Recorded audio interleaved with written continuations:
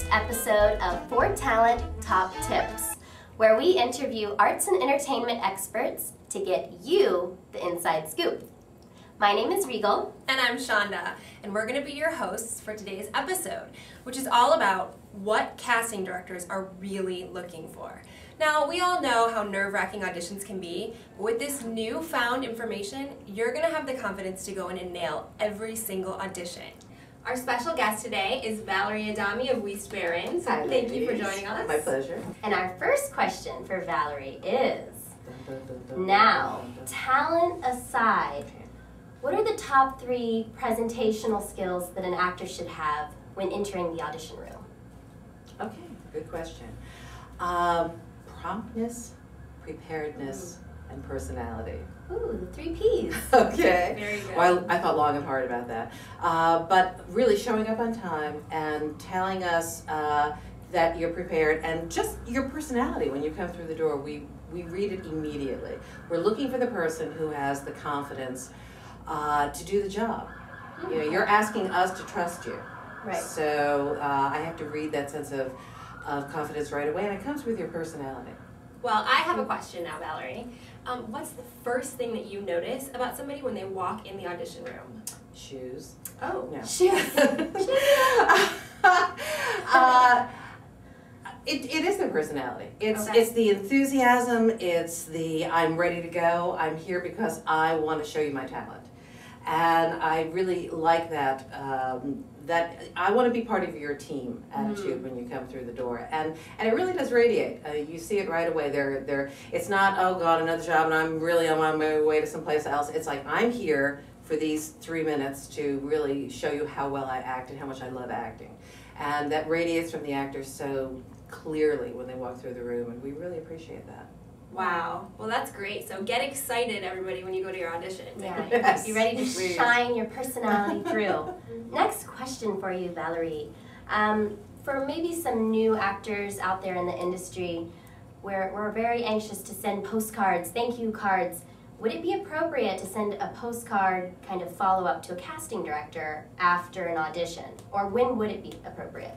No, that saying thank you is always appropriate, and after an audition, a simple card to say thank you, I enjoyed meeting you is absolutely wonderful. It means that you appreciated the time that we took to work with you at the audition.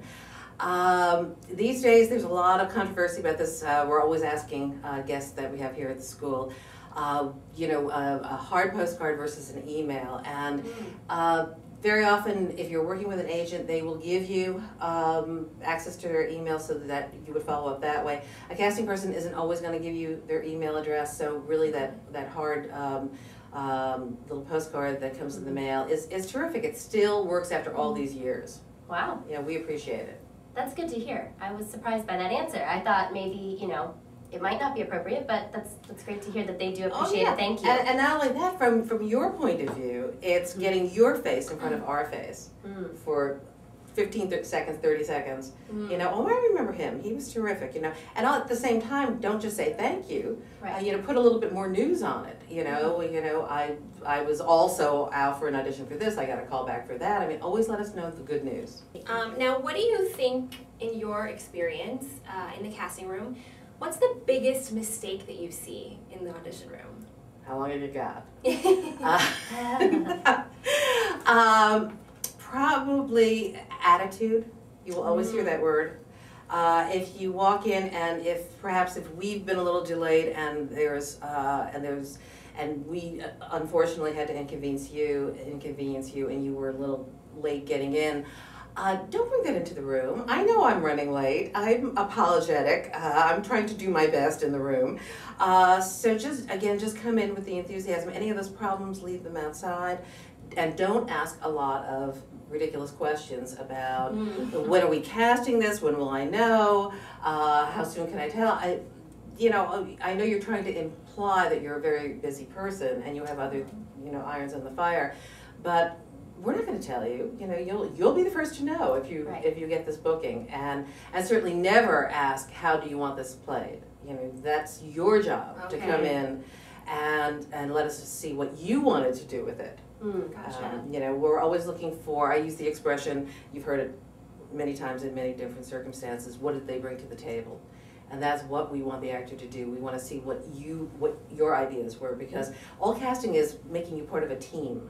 Okay. Okay. I like that. So it really allows you creativity to.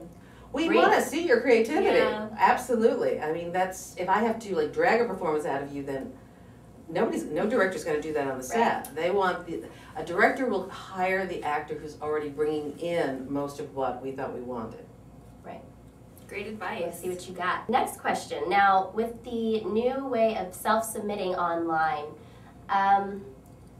you know, how do you set yourself apart as an actor in this sea of submissions? Okay. Get up early, have a cup of coffee, and sit down and go to work. Submitting yourself now, and I have to say the beauty of the online casting services has put so much power in the actor's hands. So make this part of your daily routine. You get up early, you get your coffee or whatever, and you sit in front of the computer and you see what's there, okay? Get to it early, because believe me, we will get anywhere from 30 to 2,000 submissions for something. We can't see everyone. So usually the first, depending upon how many people we think we want to see 20, we want to see 60. If it's print job, we might go into a couple of hundred. But we will look at the first submissions. If it's, you know, late that day, the next day, we're not going to get to you. So get to it early. If you have a demo that is attached to your site, really important. I have the advantage now of hearing you talk even for 15 seconds. I get a sense of how you connect, how you communicate, what the sound of your voice is. If there's any accent, regionalism, I can tell right away. And also, if it says make a comment, make a comment. Great. Give me 2 sentences as to why you're the person for the job. Wow, that's really great information. I hope you guys are taking notes. So in this case, you're saying the early bird always gets the worm. Right. Yeah. Well, now something that we know that I don't think everyone else knows is that Valerie, you're actually an actress yourself, in addition to being a casting director, which is great news. So in your own career, in terms of acting, what's a piece of advice you could give that's proven successful for you? Tenacity. Okay. Passion. Fire in the belly. Okay? Lots of people walk in and want to do this. But again, if an actor doesn't do a little something every day to bring themselves a step closer and another step closer, then this is an completely unstructured business. Yeah. There is no, there is nobody to wake you up in the morning and give you your agenda. You have to create that for yourself. So approaching it as an art form, yes, always it is an art form, but if you don't pay attention to the business aspects of it, it's just going to unravel and spin away from you. So dreams are great. Art is fantastic. Talent is a complete given, but you have to approach it day to day as a business and follow up, seek out, research. The internet has become a gold mine for actors. They can read up on agents, casting directors, writers, directors, what their projects are. You can find audition materials, scenes, monologues, anything that you might be looking for. You can find out if you're interested in theater, you can find out what's going on throughout the country. Can you create an audition tour for yourself and go audition for regional theater? Wow. You just make a plan. And it doesn't have to be hardcore. It can be loose, it can be, and your plans can change, your dreams can change, your goals can change, but start somewhere. I would like to do this more than anything else, and go towards it. That's going to dictate the courses you take, the way your pictures are going to look, even the jobs that you agree to take on. It's going to affect so many different things in your life. So really make some goals, and don't be afraid of them. Goals can change. Goals can fluctuate. They can go up and down. But start somewhere. Okay, and be work specific. Towards it. Be specific. Okay. You'll hear that word not just in the Great. business. You'll hear it from your acting teachers too. Yes. Make a choice. Be specific. Yeah. Set goals and be your own entrepreneur. Like you're in business for yourself. You are your business. Yes. Yeah. Well, that's great news, and it's also very empowering for everyone out there. So yeah, you have the control. Yeah.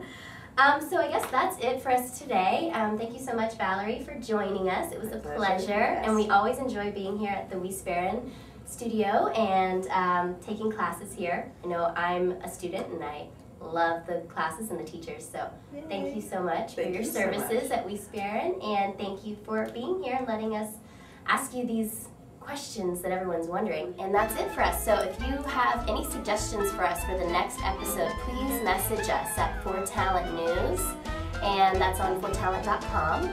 Please let us know if you have any ideas for future episodes, and we will see you around the community. Have a great day. Thank you guys, and see you next time.